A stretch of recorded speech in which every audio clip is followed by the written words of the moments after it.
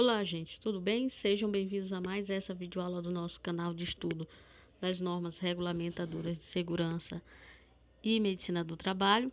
E nessa videoaula de hoje nós vamos dar continuidade ao estudo da NR9, que trata sobre o PPRA, certo? Então, hoje nós veremos começaremos no item 9.3, que trata sobre o desenvolvimento do PPRA. E logo no subitem 9.3.1, nós veremos, juntamente com suas alíneas, as etapas do PPRA. Dentro do desenvolvimento do PPRA é que trata sobre as etapas, tá? Que mais lá na frente, cada uma dessas etapas, tá? São descritas, certo? Então, eu vou citar aqui as etapas, tá? E mais lá na frente, a NR ela vai descrever cada uma delas. Então, vamos lá. No subitem 9.3.1 ele diz: o programa de prevenção de riscos ambientais deve incluir as seguintes etapas. Primeiro, você deve fazer uma antecipação e reconhecimento dos riscos. Segundo, você deve estabelecer prioridades e metas de avaliação e controle. Terceiro, a avaliação dos riscos, deve-se fazer a avaliação dos riscos e da exposição dos trabalhadores. Na linha D, a implantação de medidas de controle e avaliação de sua eficácia. Na linha E, o monitoramento e a exposição dos riscos, tá? E na linha F, o registro e a divulgação dos dados, tá ok? Então, vamos lá. No subitem 9.3.1, ele fala o seguinte: a elaboração, implementação, acompanhamento e avaliação do PPRA, elas poderão ser feitas pelo SESMIT, né? Então, não havendo SESMIT na empresa, pode ser feito por uma pessoa ou equipe de pessoas que, a critério do empregador, sejam capazes de desenvolver o que está aqui disposto nesta NR, que tenha conhecimento para elaborar e para desenvolver o PPRA. Então, bem aqui, logo nesse subitem, ele trata sobre quem deve elaborar, implementar e acompanhar e avaliar o PPRA. Então, a primeira opção é o SESMIT.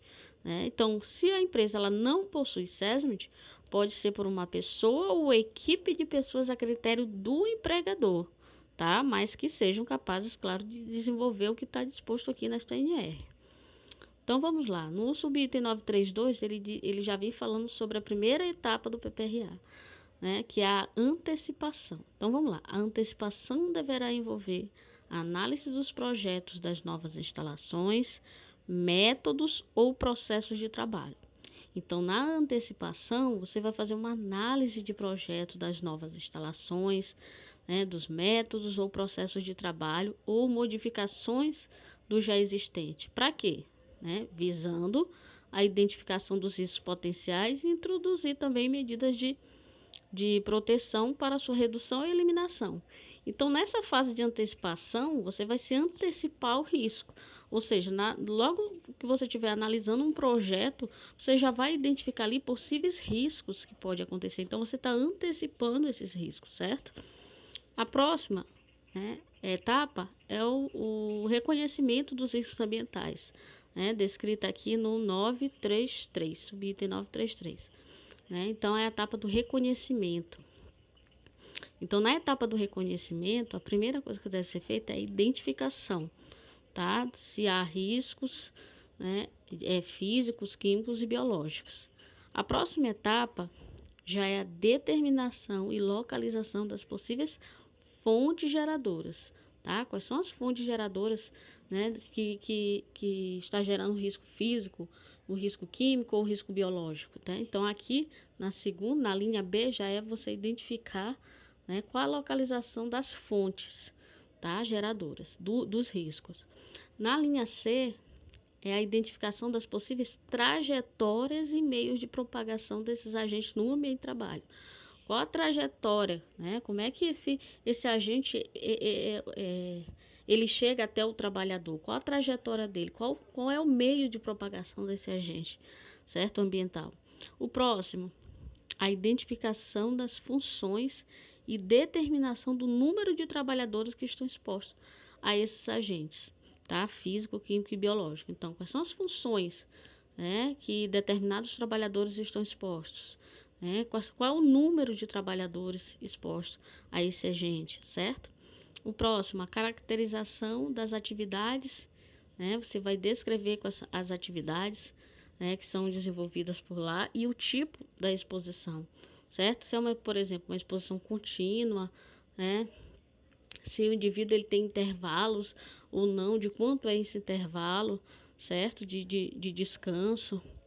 O próximo, quais os possíveis danos à saúde relacionada a esses riscos identificados, né? Quais são isso aqui, os possíveis danos relacionados aos riscos identificados, você pode, né, verificar, como diz aqui na norma, está disponíveis na literatura técnica. Então, faz uma pesquisa e vê, por exemplo, o risco físico ruído, né? O que o ruído pode trazer de dano à saúde do trabalhador?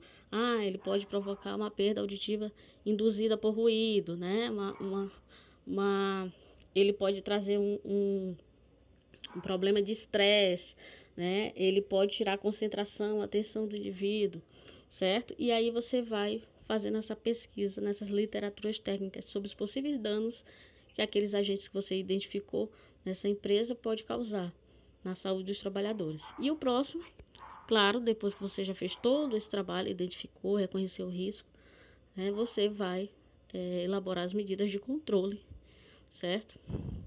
Só que ainda aqui na fase de reconhecimento, né, você vai apenas descrever as medidas de controle que já existem na empresa, tá?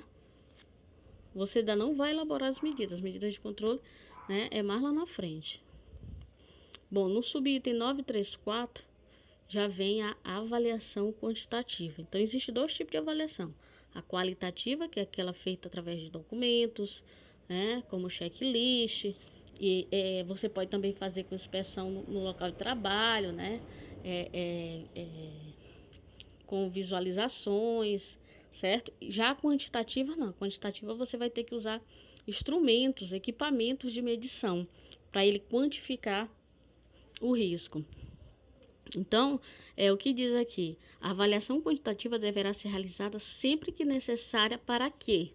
Primeiro, para comprovar o controle da exposição ou inexistência de riscos identificados na etapa de reconhecimento. Então, a quantitativa, se você identificou lá na etapa de reconhecimento algum tipo de risco, certo? Então, você vai fazer, por exemplo, ruído. Você vai fazer uma avaliação quantitativa desse ruído com o decibelímetro, que é o aparelho que nós utilizamos para verificar o nível de pressão sonora, certo? Então, você vai utilizar o aparelho, você está fazendo uma avaliação quantitativa, você vai quantificar quanto de ruído tem naquele ambiente. O próximo é dimensionar a exposição dos trabalhadores, certo? Saber, por exemplo, o número de trabalhadores que estão expostos a esse ruído. Então, a avaliação quantitativa serve para isso, certo? E subsidiar o equacionamento das medidas de controle, certo? Uma avaliação quantitativa bem feita, bem elaborada, ela vai ajudar e muito a você elaborar melhor suas medidas de controle. E o próximo item é exatamente sobre ela, sobre as medidas de controle, certo? Eles dizem o quê? No subitem 9351, eles dizem: deverão ser adotadas as medidas necessárias, suficientes para eliminação, minimização ou controle dos riscos ambientais, sempre que forem verificados em uma ou mais das seguintes situações. Então, o que esse subitem está dizendo aqui? Que deverão ser sempre adotadas medidas de controle, né, com o objetivo de eliminar, minimizar ou controlar os riscos ambientais, né, sempre que forem verificadas uma ou mais das seguintes situações. Então, só nessas situações você deverá, que eu vou citar agora, você deverá pensar nas medidas de controle, elaborar as medidas de controle, certo? Então, vamos lá. A primeira situação sempre que for identificado na fase de antecipação um risco potencial à saúde. Então, lá na primeira etapa, na etapa de antecipação, lá que você está analisando o projeto, você identificou um risco potencial à saúde, você já sabe que lá na frente você vai ter que elaborar uma medida de controle em relação a esse risco. Próximo, sempre que for constatado na fase de reconhecimento, né, de risco evidente à saúde. Então, na fase de reconhecimento, você identificou um risco que é evidente à saúde, vai ter que elaborar medidas de controle. A próxima, quando os resultados das avaliações quantitativas na exposição dos trabalhadores excederem os limites de tolerância previstos lá na NR15. Então, lá naquela avaliação quantitativa que você tem aqui, ó. Aqui, ó, avaliação quantitativa, né?